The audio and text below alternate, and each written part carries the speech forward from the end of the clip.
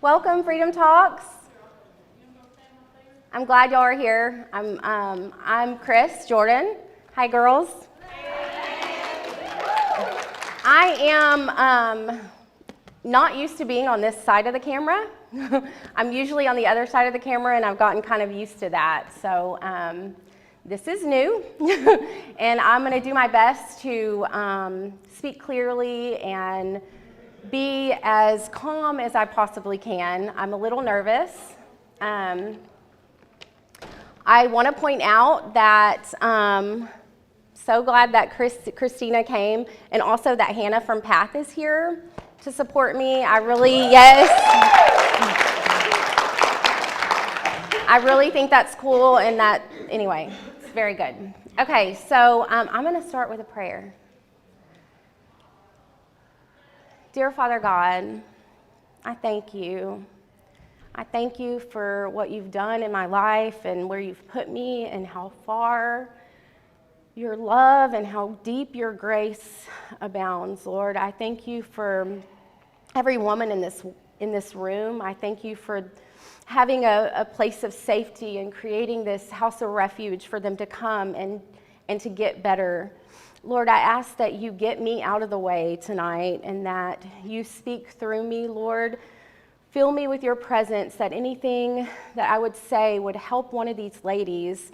My story would come alive and would help them break something that they're dealing with. Lord, I know that this isn't about me. This is about you. This is about you and the magnificent thing that you can do in this world for someone like me. Thank you for this, Lord. I ask for peace inside as I share my story. In Jesus' name, amen. Amen. Okay, so I'm kind of organized chaos, so I have notes, but kind of not, but I might be flipping through them a little bit. So I am gonna let me give you a rundown. I'm going to tell you my story in the beginning, not because I want to glorify the dark, but because I want to show you what God can do. Karen Jones made a statement to me yesterday, and she said, you have to show the darkness that you came out of so that you can see, so God's magnificent light can shine in you. And so that was really powerful for me, and I just think that's wonderful. So I'm going to get started with Revelations 12:11, which you see on the screen, and it says, "They overcame him by the blood of the Lamb and by the words of their testimony." Revelation 12:11. So my name is Christina Jordan. I am 43 years old. I was born in Galveston, Texas, and I was born into chaos. My very first memories were my mother getting beat every night, and a stepdad at the time that lots of beatings, lots of anger, lots of chaos. And so I have an older brother who's a year and a half older than me, and so this is when we were in diapers, these first memories. And so one of my other very first memories was my stepdad ODing on cocaine. His heart stopped, and the cops were at our house like they always were, but this time his dead body went across my room, and my older brother tried to cover my eyes, but I had seen. So from there, I don't really remember a whole lot. I remember another man in another town. That was kind of how it went. We were very poor, to say the least. Our electricity wasn't on a lot, and we took a lot of cold showers growing up. But when there was a man around, we were a little more provided for, and we ate a little better, and it seemed a little happier, and that's kind of how life kind of happens. When I was about 7 or 8, we had moved to a trailer park, and My best friend's dad at the time was a truck driver, and you have to know, when I was a little girl, I was very ugly. I had very crooked teeth, and they called me Miss Piggy because my nose went up. And anyway, I didn't get a lot of attention from my mom. She paid a lot of attention to guys, and so and I really wasn't the favorite child. My older brother was. And so,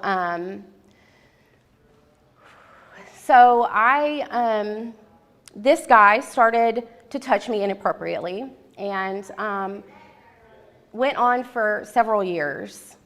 I always got what I wanted. I always got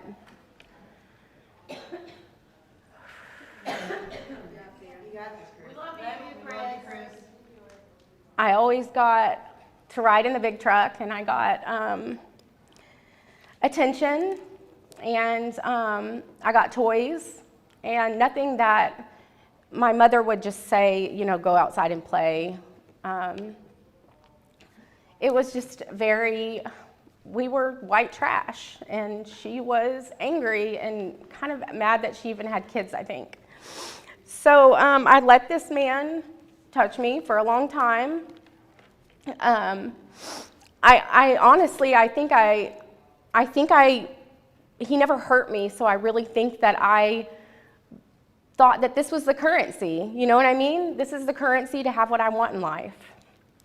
I'll give him what he wants, and he never hurt me, so I got the things I wanted, and that's kind of where I learned how to survive, so to speak. That went on for years, and it started to get a little too intense, and I ended up telling my mother, and she told me I was a liar. She called me lots of names, and she grounded me. And I don't remember much after that, and I've never spoken to my mother about it again. And I don't remember living there after that, though, anymore. I found out later that he had already had sexual charges against him at the time. And so, but me and my mother have never spoke of that since, which it's pretty normal considering me and my mother don't really speak about much and haven't really had a relationship. So as I grew up, we ended up moving to a town. There was another man, another town, a couple different times, and then we ended up in Lumberton. And it was me and my mother and my brother, and my mother was excited that we were able to buy this little shack. And when I say shack, I mean shack. Me and my brother shared a room. It was like super tiny and very just poor on the outside. We lived in a poor area. That was kind of a core pain for me. It was always poverty. So at the time, my mother didn't have a boyfriend, and it felt for a minute like we were kind of a family, but that didn't last long. And soon there was another guy, and I started school and went to middle school and went to high school, and I tried to play sports. And I tried to get myself in that, but I was embarrassed for any friends to drop me off by my house. I would have them drop me off down the road because I was so embarrassed of where I lived. And I tried to become somebody I wasn't because I was so ashamed of who I was and who my family was and how just thank you. My mother worked at a bar most of her life, and this isn't a mother bashing session because who knows what was up against her. Addiction has still got her, like it does all of my family. So, except for me, thank God. Amen. So at 15, I decided that I was going to start dating. And I remember bringing home a 34-year-old guy to pick me up. And my mom she called me Tina. She said, Tina, you can't go with this guy. You're only 15 or 16. I don't remember exactly. And I was like, I'm going with him. And so that was kind of the most fight that she put up okay, I got in his truck and I left. And it was like I learned that if I wanted something nicer and if I wanted to survive and have nice things, then I would have to have a man to do it. And so that was kind of just something that was wired in my brain. And let me stay on track here. About 15 is when I started drinking. About 17 is probably when I started acid and cocaine. That was real big where I grew up, lots of drugs. It was a very dark place where I grew up. And so from that time until 2.5 years ago, I've always been on something. I learned how to function and pretend to be somebody that I wasn't in real life, and then go home and do drugs or do what I had to do. I was basically two people. And so I moved out when I was 17.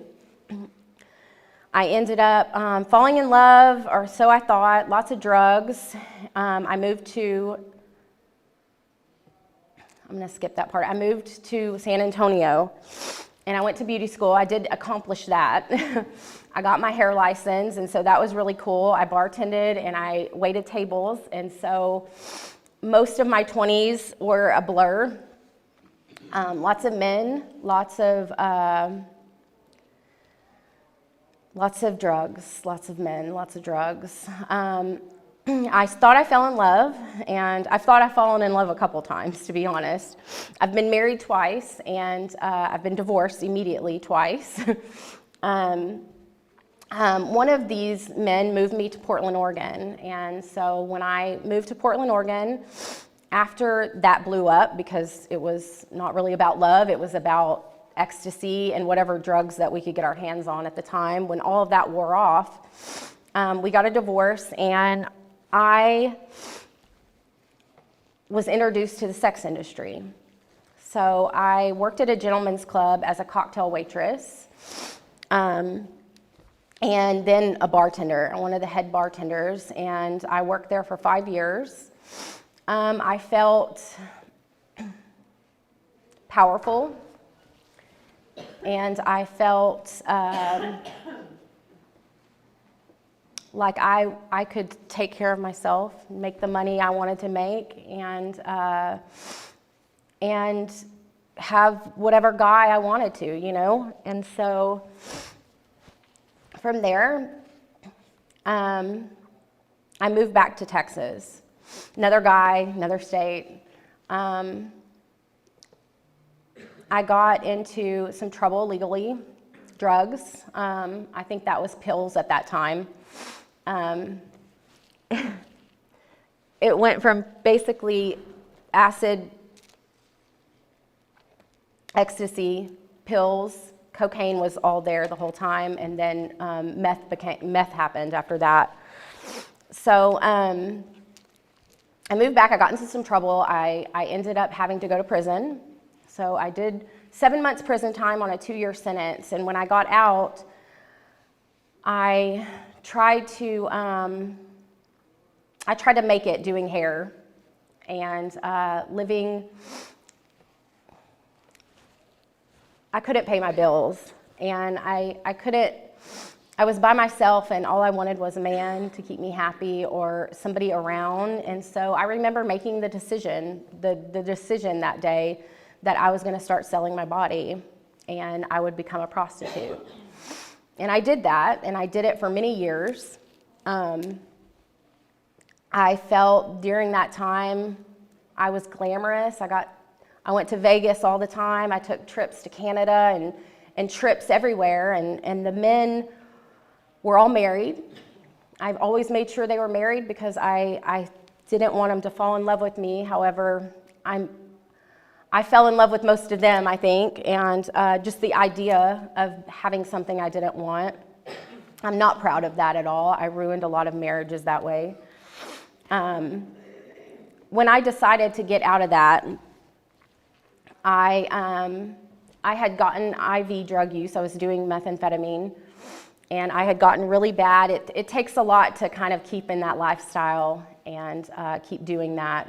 So the drugs got worse. I got to where I couldn't even function even in that profession anymore. I was too hooked on drugs to care, and I was ready to move on. Hold on. I was ready to move on. So a dealer, one of my dealers that I thought was my friend, of course wasn't my friend, ended up putting me in a trafficking ring. And so the last birthday I remember was when I was 31, and I got here to John 3:17 when my first birthday was my 40th birthday. So all of that time in between, I've got bits and pieces, but I don't have a whole lot. I remember waking up screaming in remote places, like a wounded animal, sounds that should never come out of a human being, not understanding what was happening.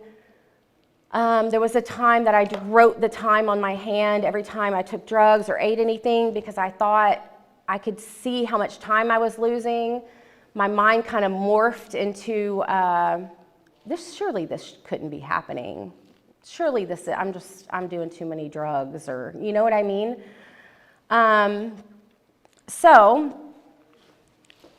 There is, and I'm trying to kind of get you, there is a picture, and this is a God thing because I hadn't looked myself up, and there's a picture of 2 arrests that were made right when I first started running away from that.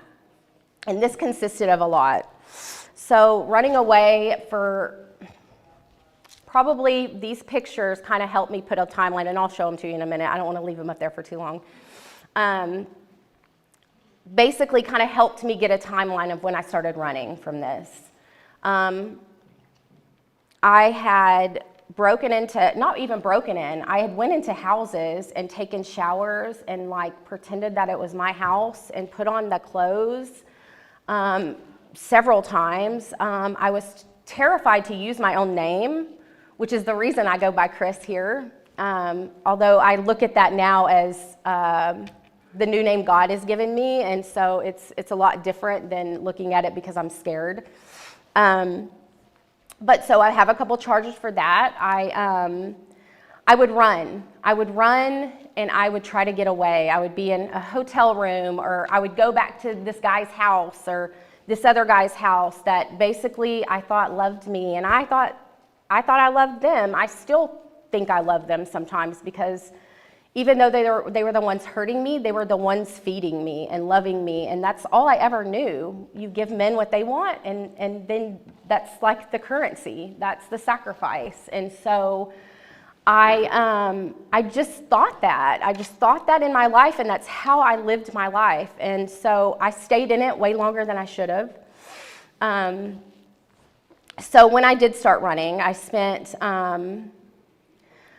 I went from city to city, and I ended up in homeless shelters and mental institutions, in hospitals, under bridges, you name it, I did it with nobody and nothing, not a family that gave a crap. Still don't give a crap. When I finally called my mom after all these years to tell her, she said, "Oh, we thought you were dead." Like that's the love in my family. And so I struggle with that very much because there's just a lot of hate. It was never love. And so I stole a car off the lot. I got in it in broad daylight, and I drove it to Mexico. I had left a crappy hotel right by the dealer, and that was kind of the last big thing that happened before I got, let me see what time it is. Oh my gosh. Okay, before I got, that was the last big thing that happened before I got here. So let me show you this.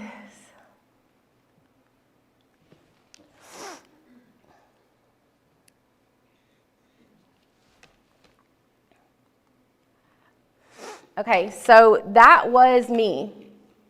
That's the last picture that was taken of me before I got to John 3:17. So, you got it? Yeah, it's, wow. So, I won't go into how I got to John 3:17 or why. Let's just say I did what I had to do to get here, and then I haven't left since.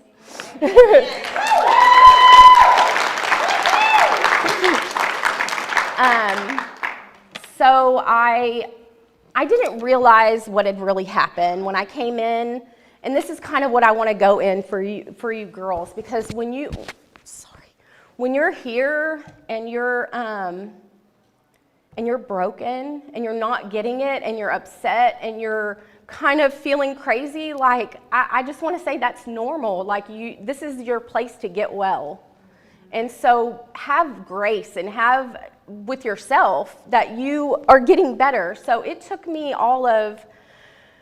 let me go into that. So I came in and I was traumatized. The last guy who had beaten me, my hair was short, bangs were short. I had a huge bald spot here from when he was done beating me. The last time I saw him, he ripped out all of my hair. And so I've had a lot of trauma through that. When I got here, I would walk around. I had been hurt with electricity, so I would write the voltage every day on my hand. It's like I needed some kind of control of how much power was coming into the big house. I basically talked to the field. I'm not saying that that's crazy because I still kind of do that sometimes, but I walked up and down that field and just screamed at God. I didn't understand. First, I didn't understand what had happened, and then when I realized that I was 40, I was like, what happened? Like, where did all this time go? And about 10 months, I was in Suzanne's office, and we were trying to get my license. And I didn't know that anything was real. I didn't know the Mexico thing was real. I didn't know that any of these were real. I didn't know that it was real because in trauma, what happens is you disconnect. And I had disconnected, and my brain was protecting me. So I had a flashback. We were trying to get my license, and I told her, I said, Suzanne, I think I stole a car, and I went to Mexico. And she said, well, and I already had many problems, and I thought I was a clone for a while, you know. I think they really thought I was really mental, and I was. But nobody's crazy. Everybody has just unprocessed trauma, and I learned that through this. So, of course, a director at the time came in a couple weeks later and says, you have a court date in Del Rio, so that was real.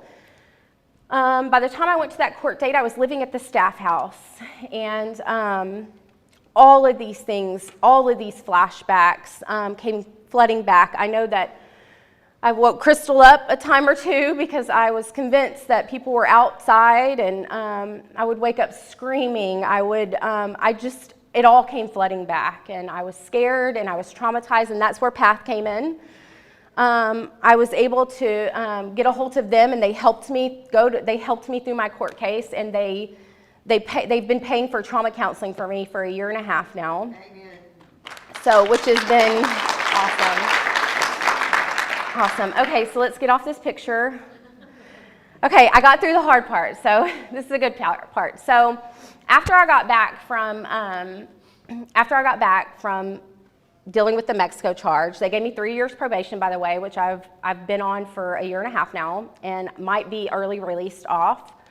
We're still working on that. So do y'all recognize this tree? Yes. This is in front of the staff house. And so I lived in the staff house when I had a lot of my, I think Crystal used to call it my cocoon season. But it was a season for me I was by myself in a room by myself, and God really worked it out for me. It's where I was able to have my flashbacks and understand everything. And after all this, one day, the Lord brought me outside, and and it was sunny, and it was beautiful, and I could tell that it was the Lord. And I'm like, okay, what is it? You know, like, you go through a lot of trauma, and you scream out for God in it, you start craving that. And when you don't have it for a while, so it was one of those days where I'm like, okay, this is you, you know? And so I go up to this tree, and I'm kind of just touching the tree, and I'm like, okay, God, what is it, you know? And I feel this overwhelming sense of peace, and he walks me along this path. And if you know, and I'm going to kind of get animated, so bear with me. And if you know the staff house, it's kind of a round drive, but there's a path that goes to the front door, and it's, anyway. Okay, so this is kind of that path, and the Lord brought me down this path, and he, in my spirit, he told me it doesn't matter. It doesn't matter what any man, what your path is right now. It doesn't matter how hard and what kind of cement has been poured on your life. I'm going to break that and make that new. And so I came, and this is not a good picture, but do you see back in the back where it kind of broke? So he told me, I'm going to make a new path. It doesn't matter how hard you think it is and what you think man has put on you. I'm going to cut that off. And this root of this tree has literally severed this. And anyway, it's just really beautiful. And so he's like, it doesn't matter. It doesn't matter if man has told you that you are a whore. It doesn't matter if man has told you that you're no good, that you are only good for one thing. It doesn't matter. I'm about to make everything new. Yes. And I knew that in my heart when that happened. I felt it, and it was so real to me. And I've had this word for all that time, and it's beautiful that I get to share it now. So this is me now.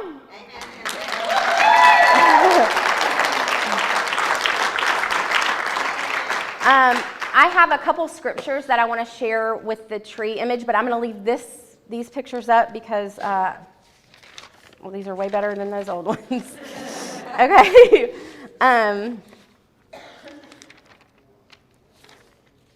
Okay, I'm going to go give some scriptures that the Lord gave me about the path. And so Isaiah 65:17, it says, "Behold, I will create new heavens and a new earth. The former things will not be remembered, nor will they come to mind." Isaiah 48:6 says, "From now on I will tell you of new things, of hidden things unknown to you. They are created now and not long ago. You have not heard them before today." Isaiah 42:9, "See, the former things have taken place, and new things I declare. Before they spring up into being, I announce them to you." And I felt like he announced that to me way before. And so, anyway, this is the last. I don't know where I was going with that. Let me start over in my mind. So this is a really difficult thing to do for me. I haven't publicly given my testimony. I pray that my honesty will help one of you ladies heal and speak out that the darkness is not stronger than the light. Amen. And that God can really, really change everything. And I still don't have a family, and I still haven't had kids, and God's really working on that right now with me because of my age and because of how much time I've lost. But I have a new family, and I have a new life. So I have a list of things that I wrote that has happened to me from the girl under the bridge, the girl in those first pictures, to when I got at John 3:17. And when I graduated, it's been a year and a half, and these are all the things that the Lord has done for me. I'm so unorganized. Hold on.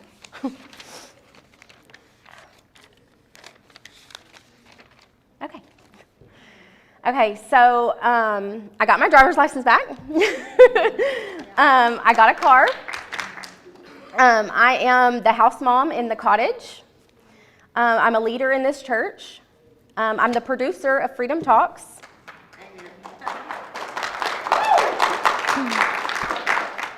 For the first time, I have self-worth and love.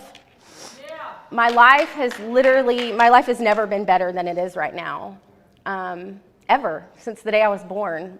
These are the best days of my life since I stepped into this ministry. I'm surrounded by family that loves me and keeps me accountable. I'm learning new things, how to lead with a servant attitude. I'm richer than I've ever been before because God's Spirit is what makes me rich now, not money. Yes. I've been taught how to make and keep websites up to date, and I do that for Rimmel Church and John 3:17. I lead a step study on Mondays with Crystal. I'm learning more and more media every day and making videos. And I get to be in the presence of God every day and watch Him do miracles.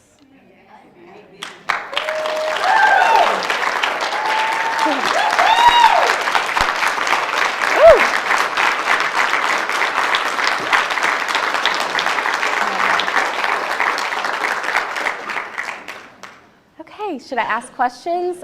I have another little thing that I want to go over real quick, if that's okay, if we have time. I think we have time, right? Okay, so if you have trauma, which we all have trauma. So if you're wondering if you have trauma, you got trauma. It might be from something you got trauma. So this ministry, as I've learned about trauma in my trauma counseling with Talia, who I wish she could be here, but she's not here. She's taught me a lot about how to heal from trauma. And turns out that every single thing is incorporated into John 3:17. So to heal from emotional trauma, 1, movement and exercise. As trauma disrupts your body, your natural equilibrium, exercise and movement can help repair your nervous system. Literally, it's incorporated in the program. Okay, so connecting with others is the next thing. Let me look up this scripture real quick, which we do. Even if you don't want to, you got to, because they're right in front of you, right? Ask for support, which we pretty much know when you need support, but most of y'all feel comfortable asking eventually. And then volunteer, which is what we do. So those are the things to heal from trauma, which is basically what God has already set in place to do here. Anyway, so that's the other little thing I wanted to share. And then this. Forget the former things, do not dwell on the past. See, I am doing a new thing. Now it springs up. Do you not perceive it? I am making a way in the deserts and streams in the wasteland. Isaiah 43:18 and 19. Okay, now I'm done.